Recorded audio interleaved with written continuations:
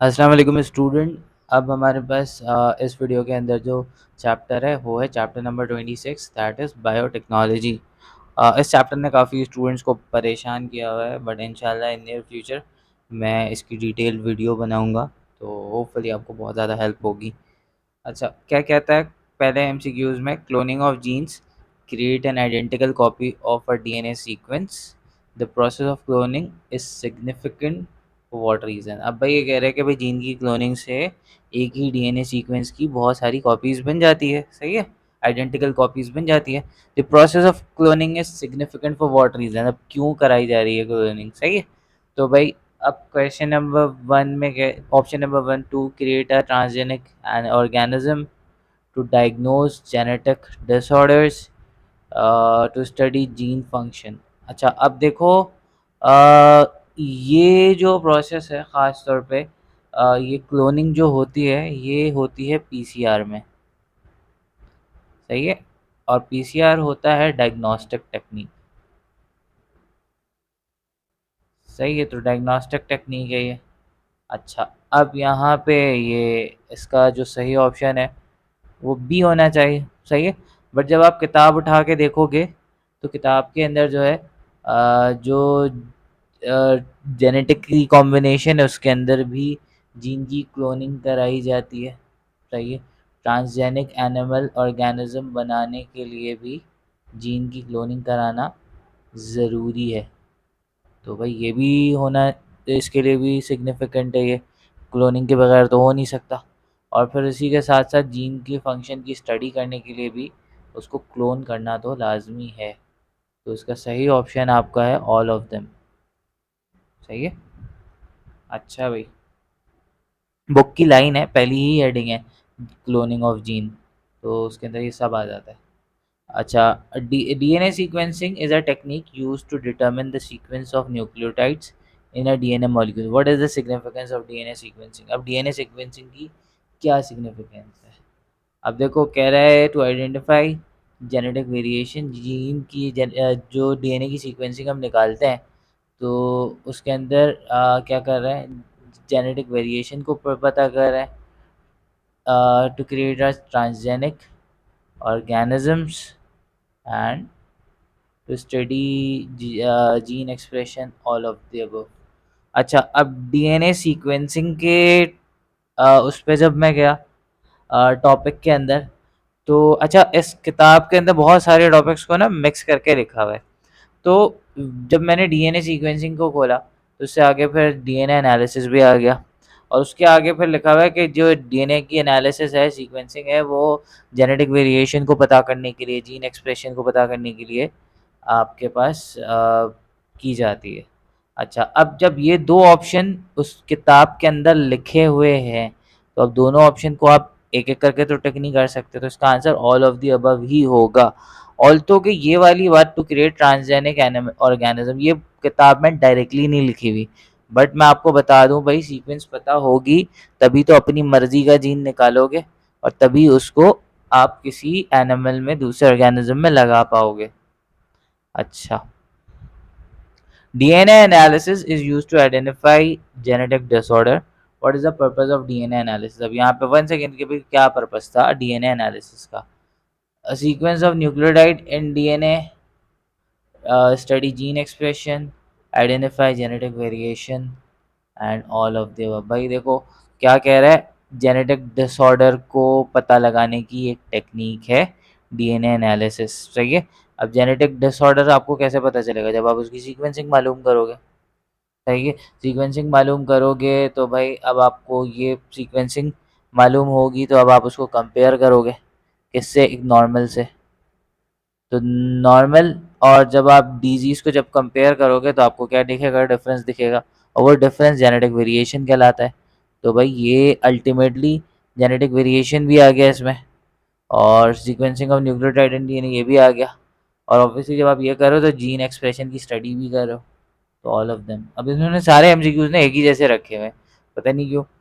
Biotechnology, 1 second, बिल्कुल वैसे ही MCQs है। Biotechnology has many application in health care including gene therapy, drug production, and diagnosis of disease. सही है। What is the significance of biotechnology in health? अब देखो ये बात यहाँ पे कह रहे हैं कि भाई एप्लीकेशन हेल्थ केयर में इन सब चीज़ों के लिए, अब फिर आगे सिग्निफिकेंस भी पूछ रहा है। हेल्थ बायोटेक्नोलॉजी की क्या सिग्निफिकेंस है?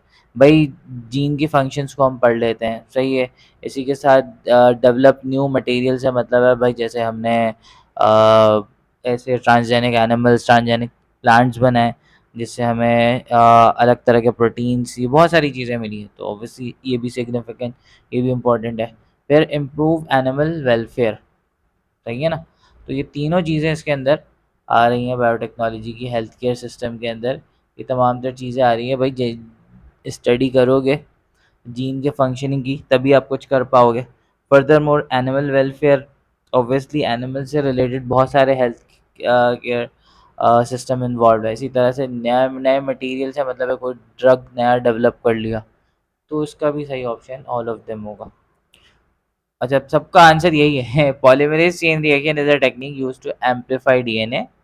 एम्पलीफाइड डीएनए का मतलब है उसकी तादाद बहुत बढ़ा देता है।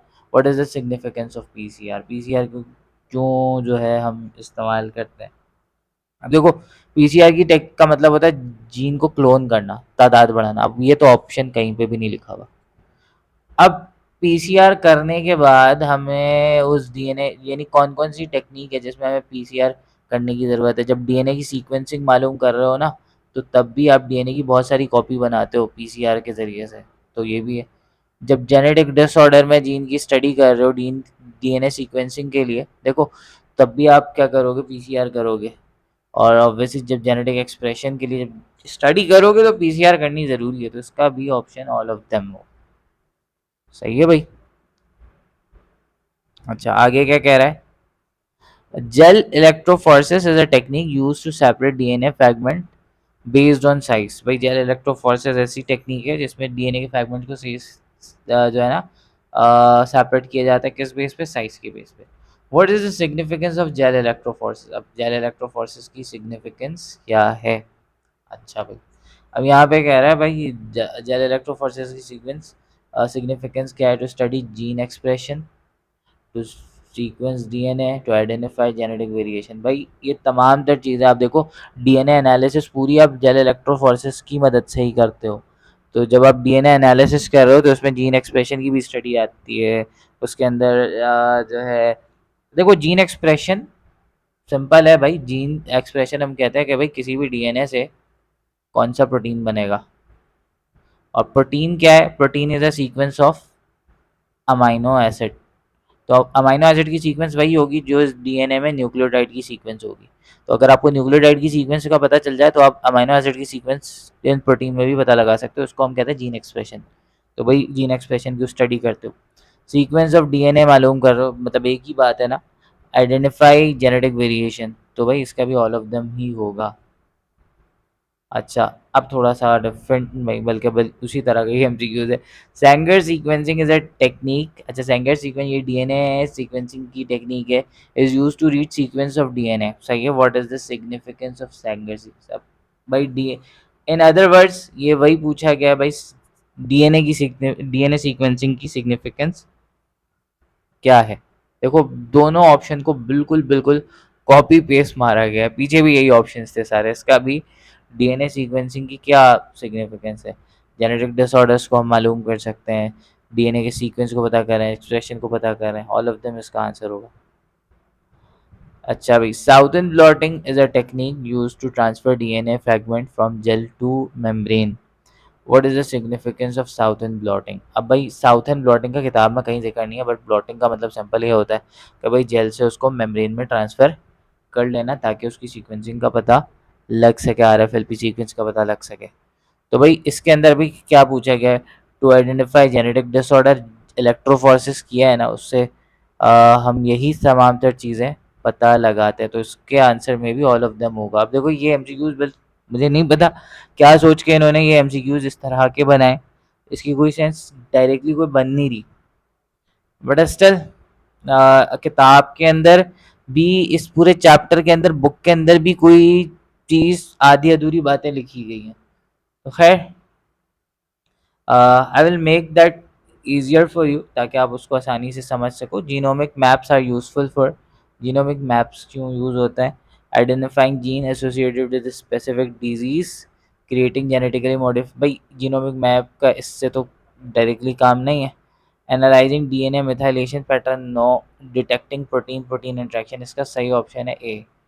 कोई डिजीज जीनोमिक मैप बनाते हैं, हम पूरे उसकी सीक्वेंसिंग मालूम करते हैं, तभी हमें पता लगता है कि भाई उससे एसोसिएटेड कोई डिजीज़ है।